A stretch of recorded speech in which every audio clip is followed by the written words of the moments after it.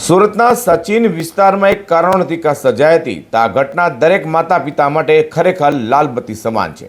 તેમાં સચિનના પાલીગામ ખાતેના મકાનમાં બીજા માળે રમતી 2 વર્ષની માસૂમ બાળા ઉપરથી પટકાતા મોત નિપજવા પામ્યું હોય, જે લઈને આ વિસ્તારમાં શોકની કાલીમાં છવાઈ જવા પામ્યું છે। સુરતમાં ફરી માતા પિતા માટે એક લાલબત્તી સમાન ઘટના સામે આવી છે, જેને લઈને એક માતા પિતા પર કરુણાંતિક સર્જાઈ હતી। સુરતના સચિનના પાલીગામ ખાતે રહેતા અરુણ ચૌહાણના ઘરે શોકની કાલીમાં છવાઈ ગઈ છે। વાત એમ છે કે અરુણ ચૌહાણની 2 વર્ષની પુત્રી એસવી ઘરના બીજા માળે રમી રહી હતી। તે સમયે તે બીજા માળેથી નીચે પટકાતા ગંભીર ઇજાઓ થઈ હતી, જેથી તાત્કાલિક તેમને સારવાર માટે નવી સિવિલ હોસ્પિટલ ખસેડાઈ હતી। જોકે તબીબોએ તેમને મૃત જાહેર કરતા પરિવારજનો ઘેરા શોકમાં ગરકાવ થયા હતા।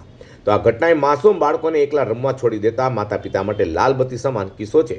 हाल तो बनाव लेने पुलिस ने तपास हाथ धरी है। मेरा नाम अरुण कुमार चौहान है। सूरत में 472 नंबर कैनिंग कैलाश नगर में मेरी बच्ची खेलते हुए रेलिंग के सामने से गिर गई नीचे। बच्ची 2 साल की थी। सुबह 9 बजे घटना। वहाँ पे एक हमारा छोटा सा हॉस्पिटल है, सिविल नाम का है पालीगांव में। वहाँ ले गए तो बोला कि नहीं अब सिविल लेके जाओ, तो फिर हम वहाँ से तुरंत सिविल यहाँ लेके आए। तो फिर यहाँ पे सिविल में लाए। फिर क्या हुआ?